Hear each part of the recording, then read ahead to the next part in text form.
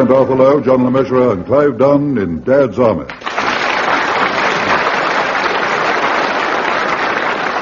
The Godiva Affair, featuring John Lorry, Arnold, Ridley, and Ian Lavender, with this week's guests Bill Pertwee, Frank Williams, Larry Martin, Julian Orchard, and Molly Sugden.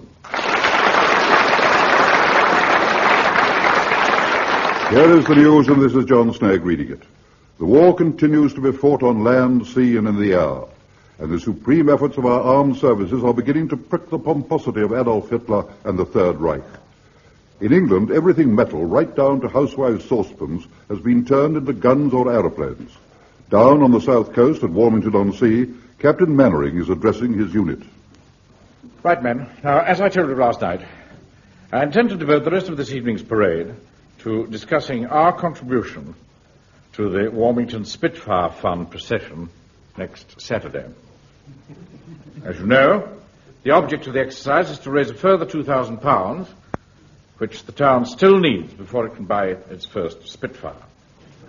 Wilson? Yes, sir? I don't want anyone outside our own ranks to know what we're planning until the actual day. So before we start our rehearsal, are you quite sure that there's no one else on the premises? Quite sure, sir. What about the doors? They're all locked. Oh, I'm glad about that. I don't fancy the idea of people rushing in and trying to put us out of our misery. Enough of that defeatist talk.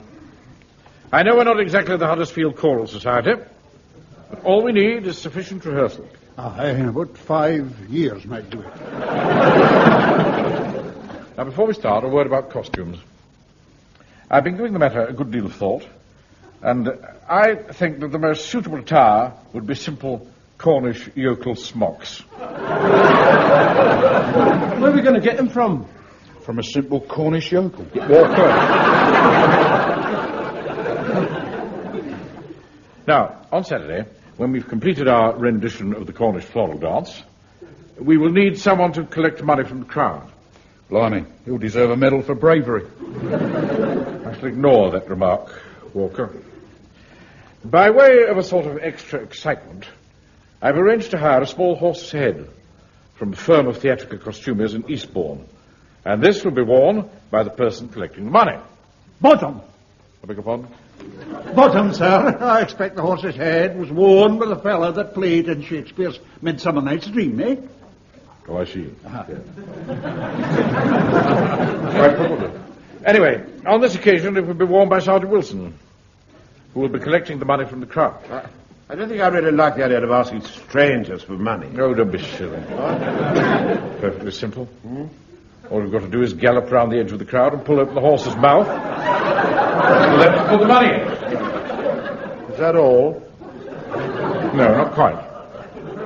While you're doing it, you make jocular remarks. What sort of jocular remarks? Oh, I don't know. You could say, har, har, har, give till it hurts, har, har, har. Ha, ha, ha, give till it hurts, ha, ha, ha. Permission to comment, sir. If we're going to collect £2,000, he'd have to be a bit more jocular than that, sir. I know. Why can't he say, we need Spitfires to beat the Hun, put money in my mouth and it goes to my tum? Yes. Very good. Well, anyway, we better start rehearsing.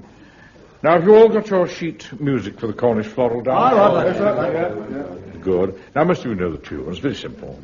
In fact, the first bit's nearly all on one note, like this. La la la la la la la la la la la la la. See? Mm-hmm. Right, Wilson. Just play the tune through for them in single notes, right? Very sorry, sir. That note seems to be broken. And play the next one to it. No, that's not the right note. All right, play one like it. Well, there isn't one like it in this part of the keyboard. Now, look, Wilson. Don't you try and blind me with science. Tell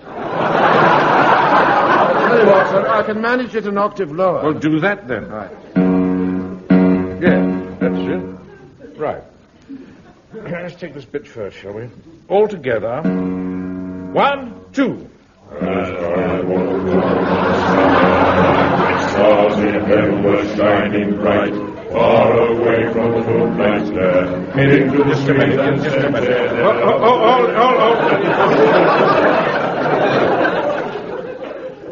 That doesn't seem to be quite right. You know, I think it's a teeny weeny bit low. Shall I try it a teeny weeny bit higher? Yes, please do. All right, here we go again then. 1, 2. As I walk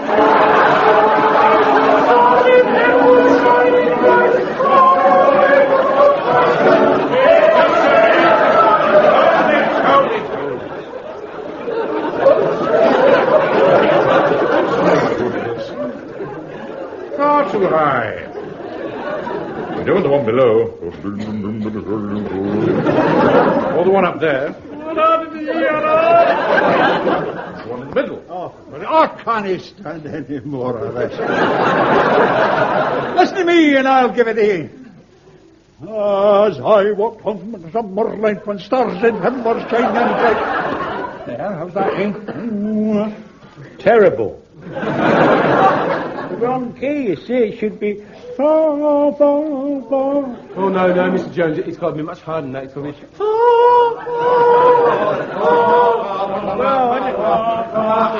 I think it should be lower.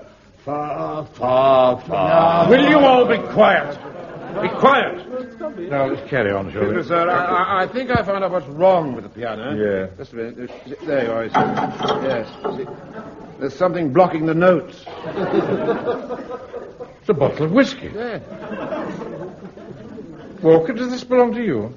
In a way, yeah. How dare you use the vicar's piano for illegal purposes? Get rid of that bottle. But if you say so. Mind you, it's a pity. It's the whiskey you ordered last week. What? What shall I do with it, sir? Just put it out of sight for the time being. Right.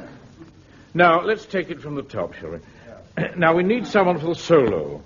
Born from afar on the gentle breeze. Permission to speak, sir. Yeah. I'd like to volunteer to be born from afar on the gentle breeze. All right. Everybody ready?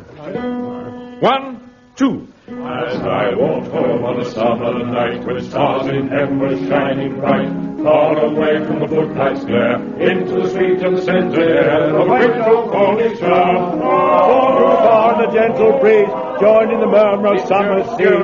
Distant town.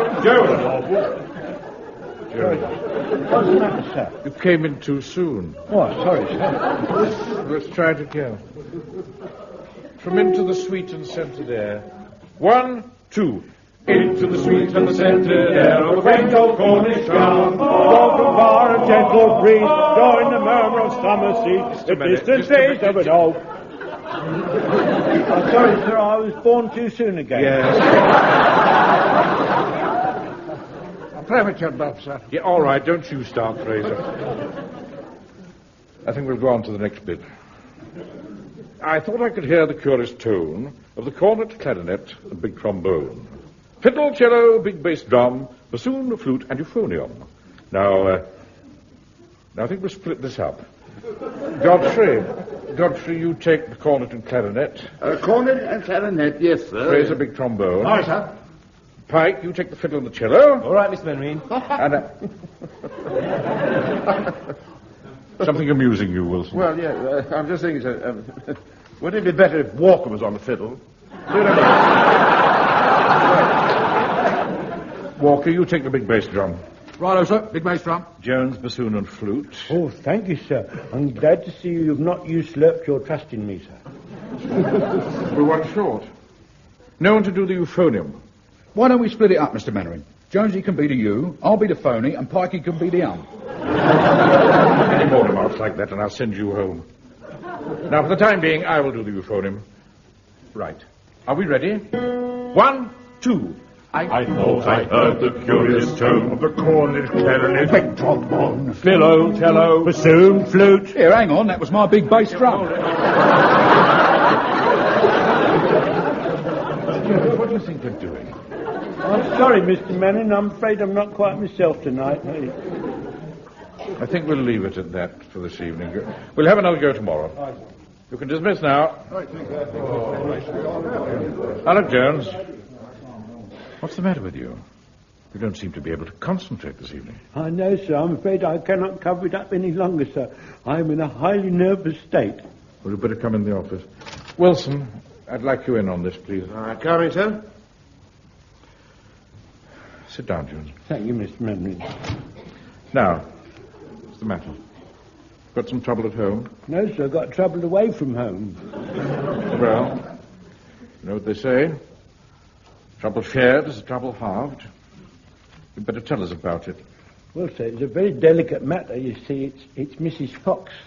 Mrs. Fox? Yes, sir. She's a widowed lady, and we both have a certain arrangement. And recently, we've been walking out together. Walking out where? All over the place. Oh. On Saturday nights, I take a couple of chops round to her place, and we have supper together, and afterwards we sit and listen to In Town Tonight. And when the man says, "Carry on, London," I go home. See, so there's nothing like that between Mrs. Fox and myself. It's purely a Teutonic affair. Yes. I can't really see what all this has to do with your lack of concentration tonight. Well, recently, you see, sir, Mrs. Fox's affection's been taken by another. Ah. Who? Mr. Upton, the town clerk. Town clerk? Her head's been turned by the gay life that he's showing her. Old-time dancing at Pevensey Bay. Whist drives in Eastbourne. What can I offer? I'm but a simple butcher. Well, I appreciate your problem, Jones, but I don't really think that I can help. You could speak to her for me, sir. Oh, no. I couldn't possibly interfere. You must. Look now, I've written down her phone number. I know I can rely on you not to spread it around. Yes, but I mean, this is... Please speak to her, Mr. Mannering. Otherwise I should be a broken man. And after all, sir, what use is a broken lance corporal to you? Well, Wilson, what do you make of that? Oh, I'm not really sure, sir. What are you going to do? I don't know. Suppose I could talk to her? Perhaps I ought to point out what sort of a man this town clerk is. Yes, I'll give her a ring tomorrow. Arrange a meeting. Now, I wonder where the best place would be. Well, there's a telephone in your office at the back, so you could use that. I'm not talking about making the call. I'm talking about the rendezvous. Oh, I see. I'm sorry, sir. Ought really to be in a relaxed sort of atmosphere and on neutral ground. I know. Over morning coffee at the Marigold Tea Rooms.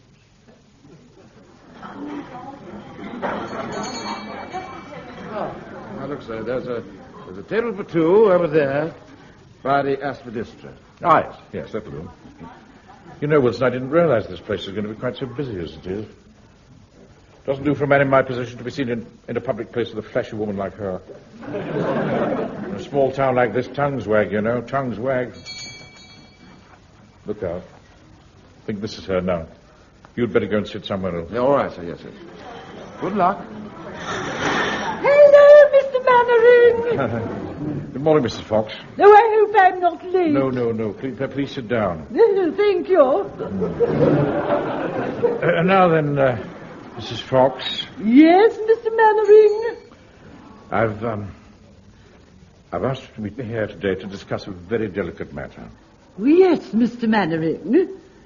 You'll have to excuse my hesitancy. But I find things which are concerned with the emotions very embarrassing. Oh, you needn't be shy with me, Mr. Mannering. Thank you. The fact is, Mrs. Fox, you're a very attractive woman. Particularly to older men. You're attractive too, Mr. Mannering. Well, that's really got nothing to do with it. Oh, but you are. Well, we won't argue about it. The point is, Mrs. Fox, you've had Mr. Jones as an admirer for some years, and now you have another. Oh, Mr. Mannering. I realize, of course, that being a public figure, this new admirer is of great attraction to you. Oh, yes, Mr. Mannering, he is indeed. Jones, on the other hand, is just a simple butcher. But he is a very loyal member of my platoon, and I don't want him hurt. We won't hurt him, Mr. Mannering. We? Mr. Jones can have Mondays and Saturdays, and you can have Tuesdays and Fridays. I'm talking about Mr. Upton, the town clerk. Have you forgotten about him? No, of course not. He can have Wednesdays. What? Excuse me, Mr. Mannering. Oh, you Pike. What exactly do you want, boy? Mrs. Mannering's on the phone. Well, I told her that you were out having coffee with Mrs. Fox and...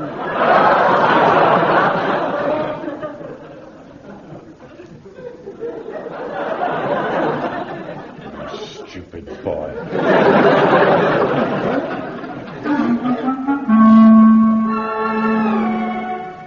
I tell you, Wilson, that woman, that dreadful woman, actually thought that I had amorous intentions towards her. How awfully embarrassing for you, sir. And to crown it all, when Elizabeth phoned up, that stupid boy Pike told her I was having coffee with Mrs. Fox. It was hell to pay when I got home. On top of all that, she rang me 12 times at the bank today. If she rings again this evening during the parade, I want you to tell her I'm not here. Do you understand? Yes, all right, sir.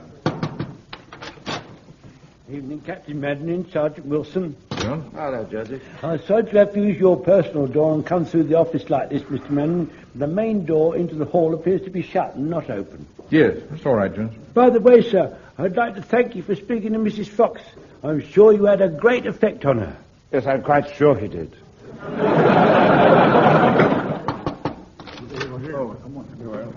Sorry, Captain, this week, Captain. Well, I'm sorry. The hall doors are locked. Mr. Rogers shouted at us and told us to go away. I'll sort this out. If that's you, Napoleon, keep out. Oh, Lord, it sounds like Hodges again. I really do think that man is dreadfully uncouth. Yes. What do you think he's playing at? Well, after all, you see, it is his night to have the hall, sir. I know that. No need for him to lock all the doors. Anyway, we'd better get started. Fraser, put the Lewis gun on the desk here, will you? Right, oh, sir. Oop, there he is, sir. Thank you. Right, Jones. I want you to show the men how to strip the Lewis gun down in 2 minutes. Very good, sir. Well, go on. And why haven't you started? You told me to do it in 2 minutes. I'll wait till that time has eloped. No. I didn't mean wait 2 minutes. I meant do it in 2 minutes. Straight away. You're getting me a bit confused. Oh, get on with it. Now, the rest of you watch very carefully. We'll do that. Uncle Arthur, What is it, Frank? I've just been having a look through the keyhole into the hall. It's full of naked ladies. What? Don't stupid, Frank. Just pay attention to what Jones is doing. But it's true, I tell you. Have a look for yourself. Come on, have a look. All right. Very well. I'm quite sure you're mistaken, but... Good heavens. Oh. Now, be very careful when you get to the breach. Shall we tell Mr. Mannering about the girls, Uncle Arthur? Well, I really don't know. Answer the phone, Wilson, will you? Yeah, all right, sir. Yes. Hello, Warmington 333. Hurry up, Jones. You've only got 30 seconds left. Oh, good evening. Just a minute. It's Mrs. Mannering, sir. Elizabeth? Yes. I told you to tell her I'm not here. Yes, of course. I'm so sorry, sir. Hello, Mrs. Mannering. I'm terribly sorry to have kept you, but I'm afraid Mr. Mannering isn't here. You, Mr. Mannering, I'm here. All right, sir. Yes. Oh, really? My wife's bound to have heard that. I wouldn't be surprised if they had it off Beachy Head. Lovely evening, isn't it? Now, look here, Mrs. Fox. What do you think you're doing, bursting into my lectures like this? Oh, I'm sorry, Mr. Mannering. I'm just passing through to get to the hall. I'll be out of your way in a minute. Mr. Upton, it's only little me. Little? Who's she kidding? Can you let me in? Coming, Mrs. Fox. Oh, hello, my dear. Come in. You're just in time. Oh, good. I didn't want to keep you waiting. Mr. Mannering, stop him, Mr. Mannering. What's he doing? What's he doing in there? I don't know, Jones, but I intend to find out. Come on, Wilson. All right, sir. Let's have the next girl, then. Good Lord, Wilson. Look at all these girls. Yes, I am, sir. Well, don't keep staring at them. Get them covered up. What with? Pike, you better go back in the office. Why? Don't argue, boy. Just shut your eyes and go. Oh, really, Captain Mannering, all this fuss over a few girls. I'm surprised at you, Vicar. Getting mixed up in something like this. Half-naked girls. Good Lord, before we know what's happening, the whole thing could develop into a modern thingamy and Gomorrah. Sort of. I beg your pardon.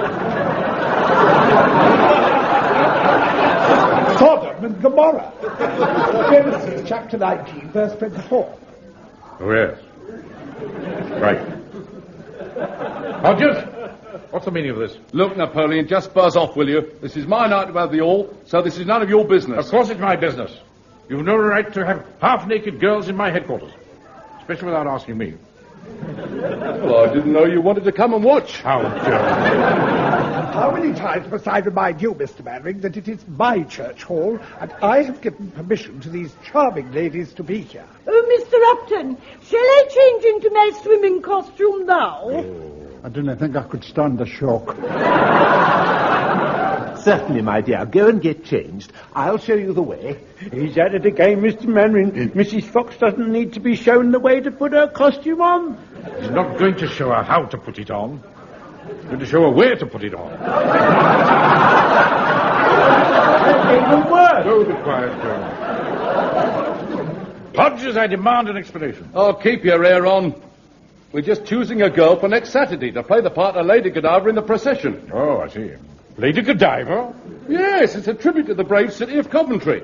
Mrs. Fox won't be a moment. Mr. Town Clerk, do I understand that one of these young ladies is going to ride bare through the streets of Warmington-on-Sea? That is correct, Mr. Mannering. The girl won't actually be bare, of course. She'll wear, fleshings. It's quite all right, sir. You see, they're all over body tights. You see, perfectly respectable. All over body tights? Yeah, we're not living in Victorian times, you know. Mr. Upton, could I have a word in your ear?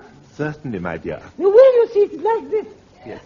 He's doing it again, Mr. Mannering. He's doing it again. Stop him. You've got to stop him, Mr. Mannering. Will you be quiet, Jones? Now, look here, Mr. Upton.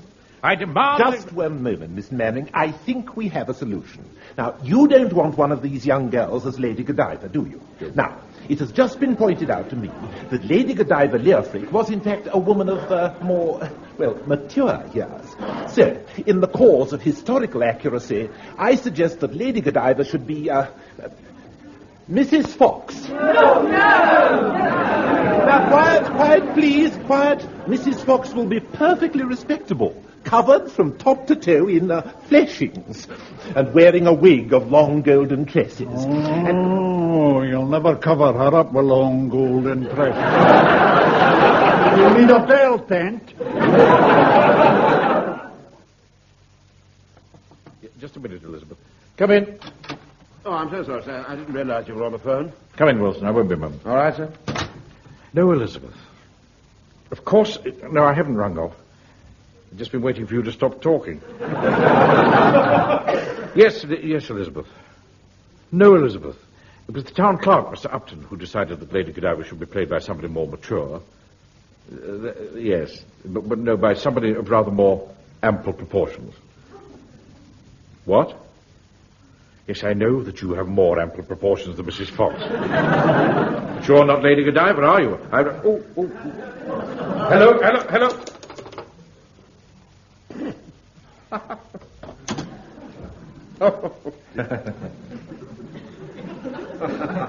was having a chat to the little woman. Oh, I see. What little woman? My wife, of course.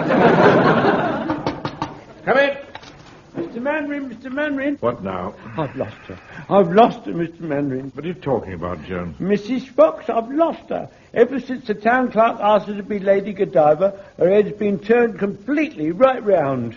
And what am I going to do? I'm afraid this is what comes of women interfering in men's affairs.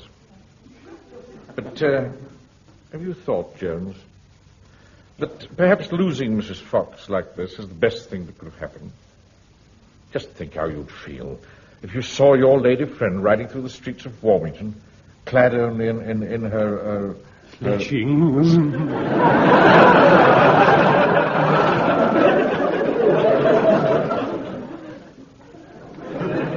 Thank you, Pike.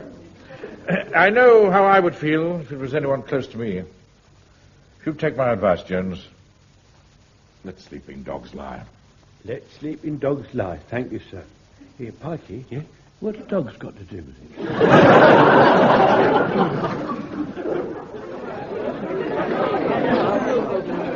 Well, Wilson, here we are. This is the big day. Yes, sir, yes. Right, men, now can I have your attention for a moment, please?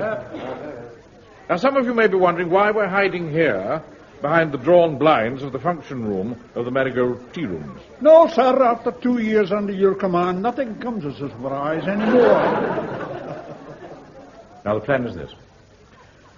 As soon as the end of the procession has gone past, Jones will open the door, and we will burst out of the tea rooms into the street, form up, and sing the Cornish floral dance. I'm not sure I'm awfully good at bursting out of tea rooms. Just have to do the best you can, Godfrey. Hey, here comes the procession now, Mr. Mannering. Right, Pike. Don't pull the blind back like that. People will see in. Who can that be? Sounds like the back door, Mr. Mannering. I'll see who it is. Thank you, Walker. Mr. Jones! Mr. Jones! Mrs. Fox, what's happened? It was terrible, terrible! There, Mrs. Fox, don't upset yourself. You're with your little Jack now.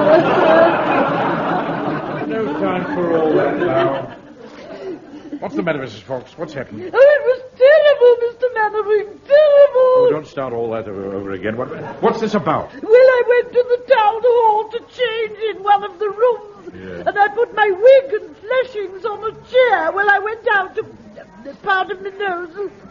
I was only away for a moment, and when I came back, they were gone, gone, gone! Pity, we're not going to see Lady Godiva after all. Oh, well, it's up to us now. Wait a minute, Mr. Mannering. There is a Lady Godiva. I can see someone on the hall. Pike, get away from that window. Let me have a look. You told me not to pull the blind back just now. Don't argue, boy. Get out of the way. Mr. Mannering, don't look, sir. Don't look. Oh, don't be absurd, Jones. You're not a child. Where is she? Oh, no. Oh, no. I don't believe it. Come. It is. Ah. Oh, speak to me, Mr. Mannering. Oh, Mr. Mannering, come round at once, come round. I don't understand.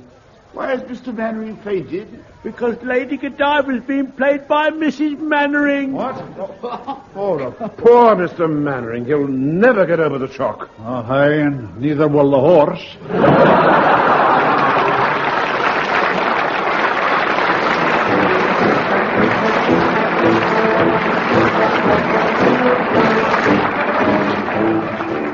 In that episode of Dad's Army, based on the original television series by Jimmy Perry and David Croft, you heard Arthur Lowe as Captain Mannering, John LeMessurier as Sergeant Wilson, Clive Dunn, Corporal Jones, John Lawley, Private Fraser, Arnold Ridley, Private Godfrey, Ian Lavender, Private Pike, Bill Pertwee, Chief Warden Hodges, Frank Williams, the Vicar, Larry Martin, Private Walker, Julian Orchard, Mr. Upton, the Town Clerk, and Molly Sugden as Mrs. Fox.